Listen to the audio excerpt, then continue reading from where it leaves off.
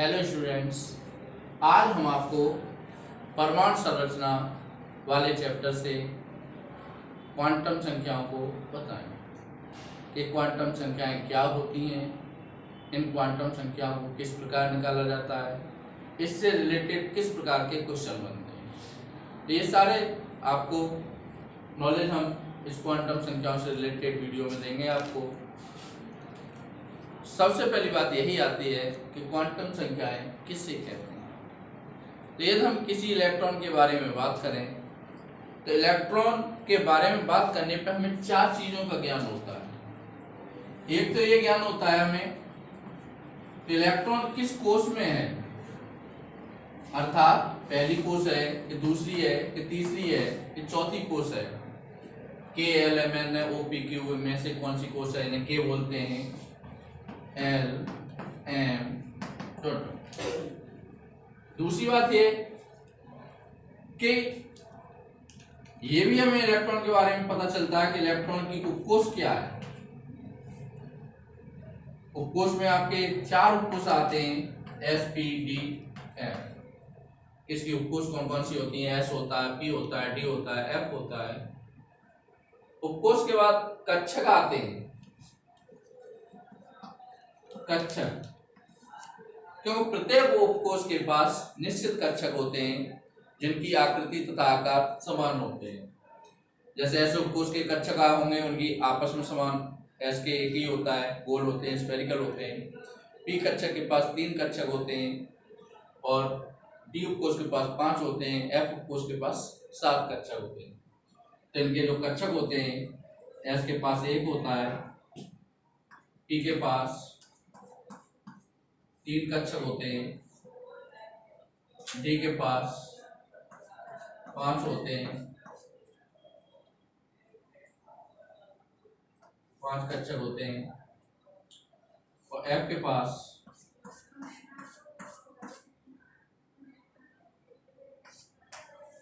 7 कक्षक होते हैं।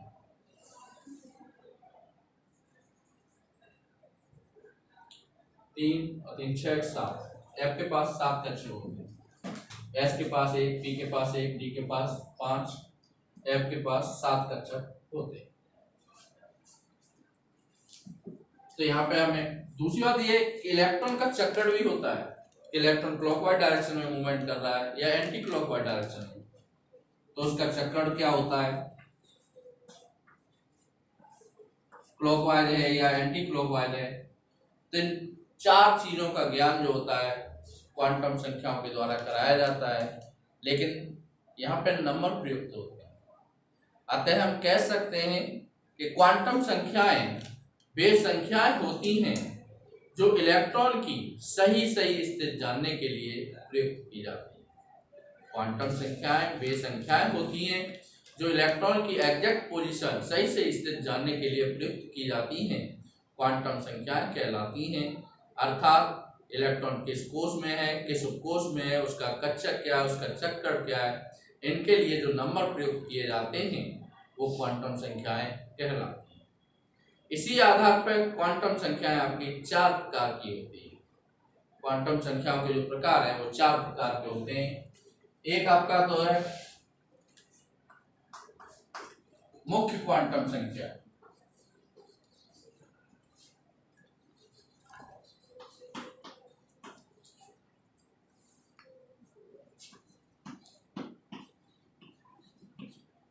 मुख्य क्वांटम संख्या, principal quantum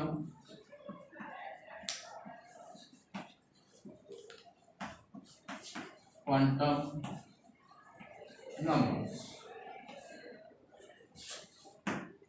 principal quantum numbers.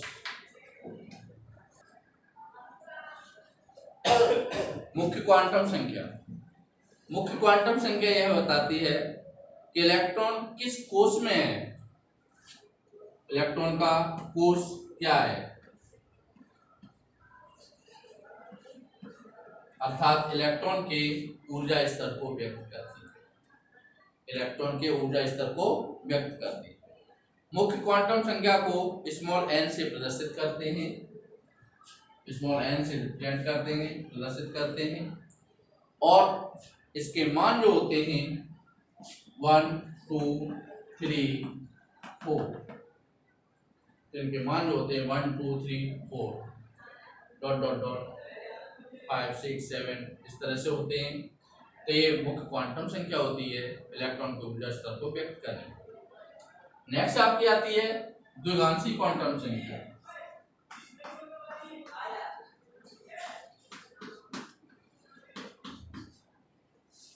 द्विगांशी quantum संख्या एजीम्यूथल क्वांटम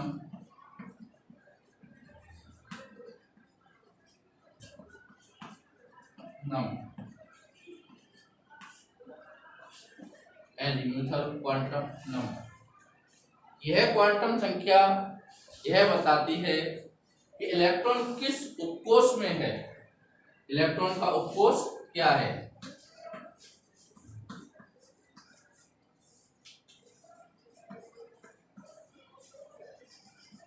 इलेक्ट्रॉन का उपकोष क्या है, इलेक्ट्रॉन के उपकोष को बताता है। और उपकोष हमारे क्या होते हैं, एक उपकोष होता है s p d और f।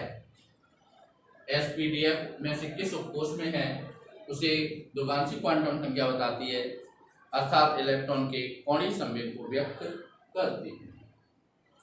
अगर हम द्विगांशी क्वांटम संख्या की बात करें तो इसे स्मॉल l से प्रदर्शित करते हैं, इसे जो रिप्रेजेंट करते हैं स्मॉल l से प्रदर्शित करते हैं। SPDF के लिए L के मान जो होते हैं अलग अलग होते हैं। तो ये आपके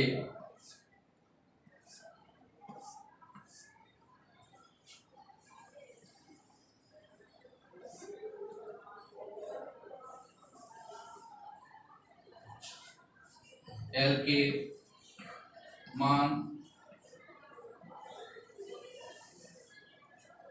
S के लिए L का मान 0 होता है, S के लिए L का मान क्या होता है 0 होता है। P के लिए L का मान 1 होता है, D के लिए 2 होता है, F के लिए 3 होता है।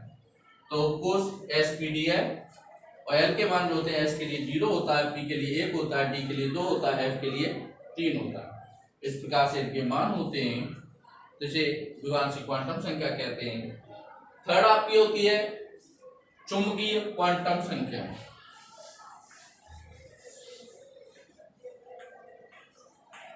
चुंबकीय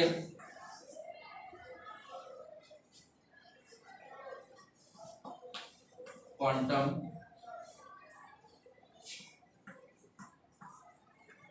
संख्या मैग्नेटिक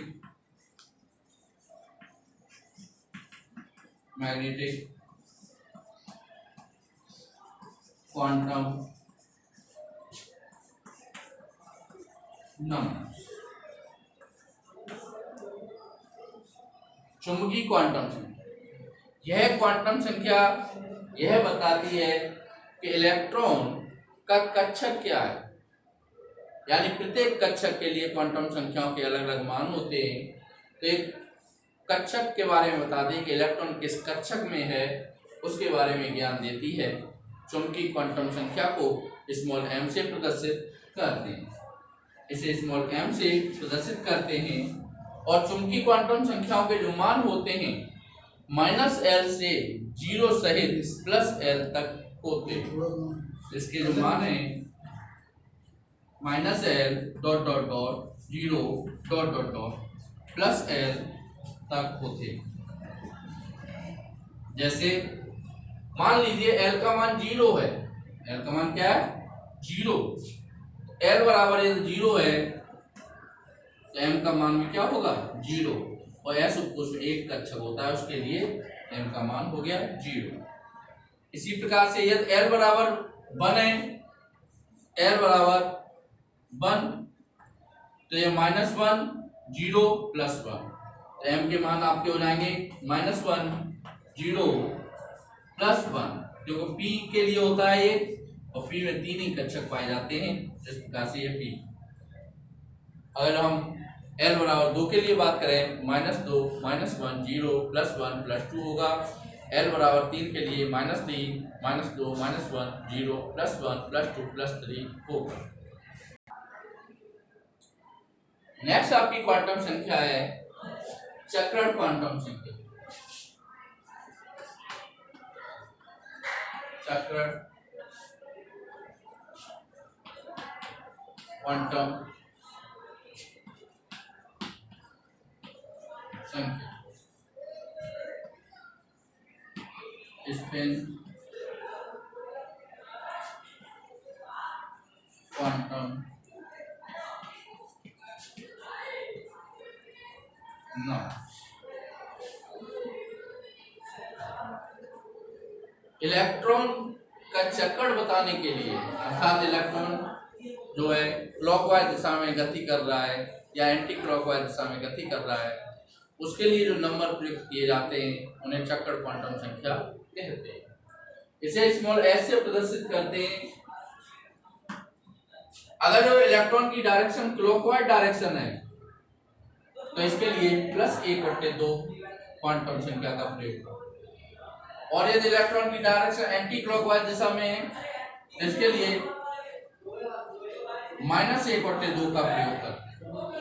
तो इलेक्ट्रॉन का चक्कर ज्ञात करने के लिए जिन संख्याओं का प्रयोग किया जाता है उन्हें क्वांटम चक्कर क्वांटम संख्या कहते हैं।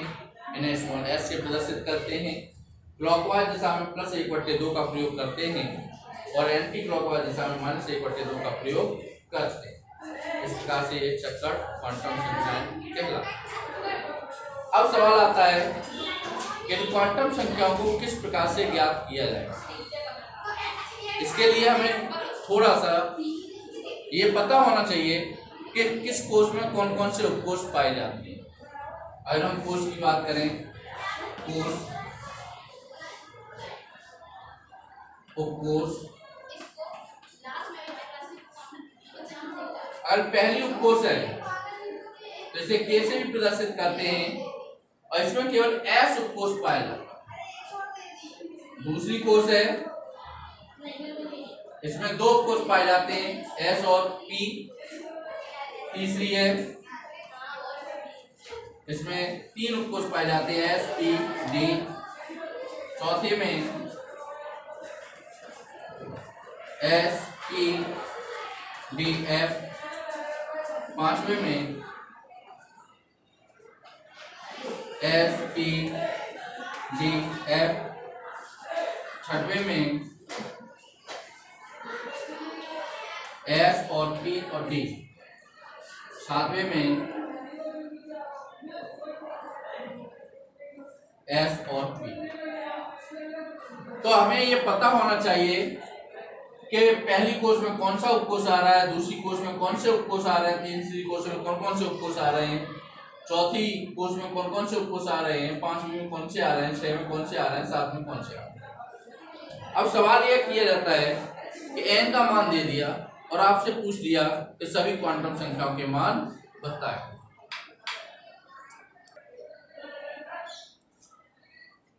मान लीजिए कोई क्वेश्चन दिया है,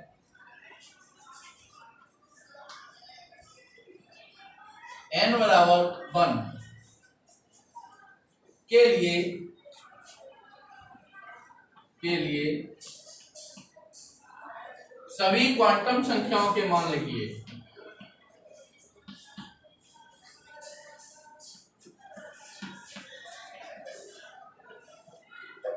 सभी क्वांटम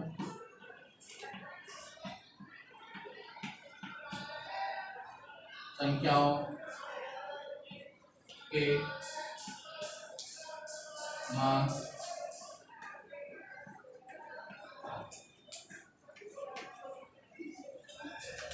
देखिए।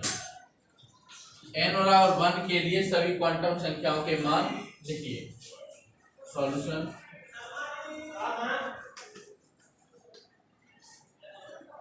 n बराबर 1, यदि n बराबर 1 है, l का मान हम यहां से निकालेंगे कि l का मान क्या होगा। s उपकोष है, और एस उपकोष के लिए एल का मान क्या होता है 0। एस के लिए 0 होता है, पी के लिए 1 होता है, डी के लिए 2 होता है, एफ के लिए 3 होता है। तो यहाँ एस उपकोष है, एस उपकोष के लिए 0, एम के लिए एम का मान जो निकाला जाता है माइनस एल से 0 से प्लस एल तक होता है, और एल का मान यहाँ 0 है, 0 के आगे माइनस लगाओ या प्लस लगाओ कोई फर्क नहीं पड़ता है, इसलिए ये मान हो जाएगा आपका 0। एस उपकोष के पास एक ही कक्षक होता है, वो एक कक्षक हो गया, और उस कक्षक में 2 इलेक्ट्रॉन भरे होते हैं। पहला इलेक्ट्रॉन क्लॉकवाइज होता है, दूसरा एंटी क्लॉकवाइज होता है। एस के मान इन्हीं इलेक्ट्रॉनों के लिए होते हैं।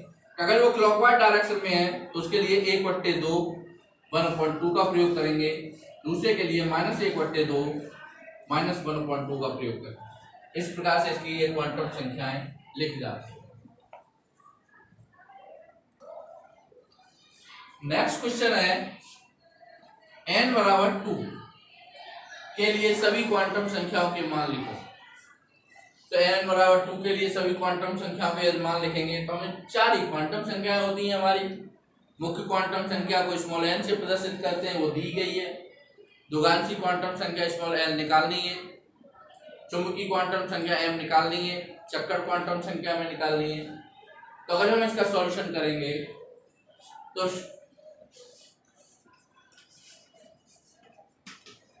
सॉल्यूशन n बराबर 2, n बराबर 2, l का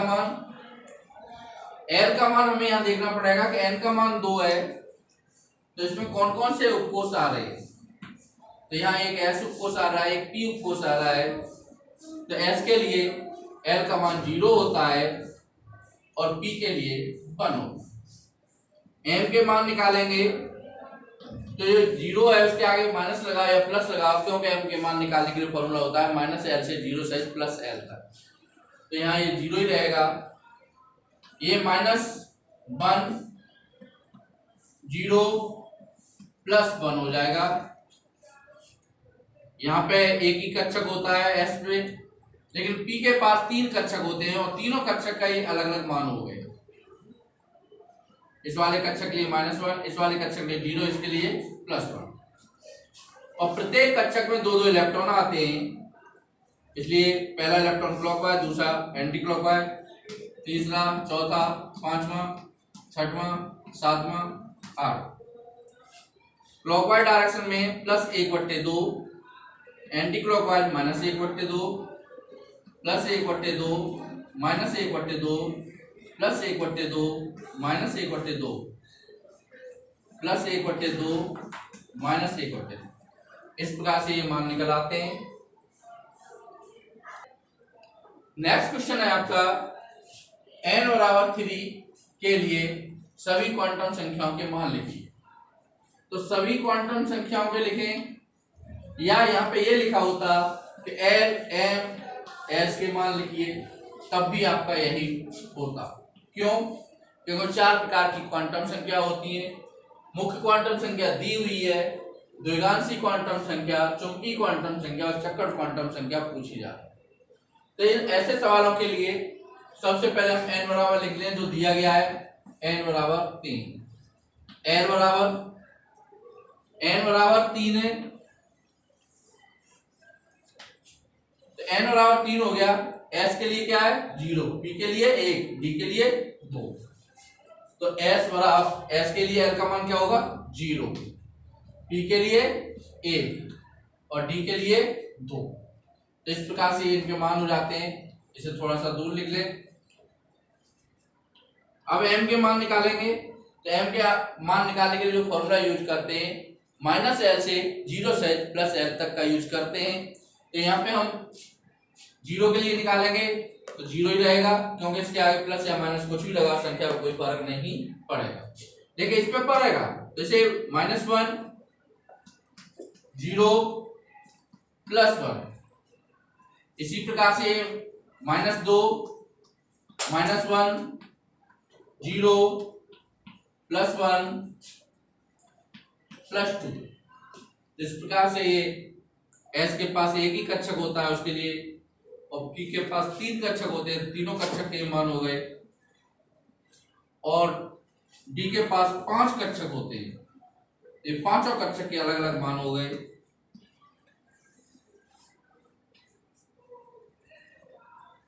पांचों कक्षक के अलग अलग मान हो गए, इनमें दो दो इलेक्ट्रॉन फिल हो जाएंगे, भर जाएंगे।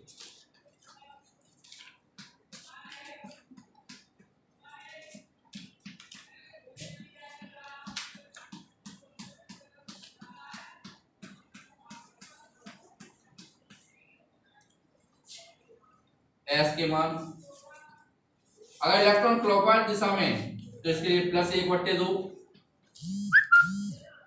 और इसके लिए -1/2, इसके लिए +1/2 -1/2 +1/2 -1/2 +1/2 -1/2।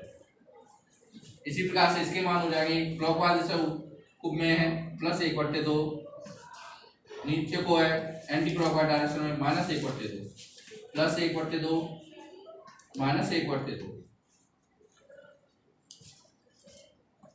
+1/2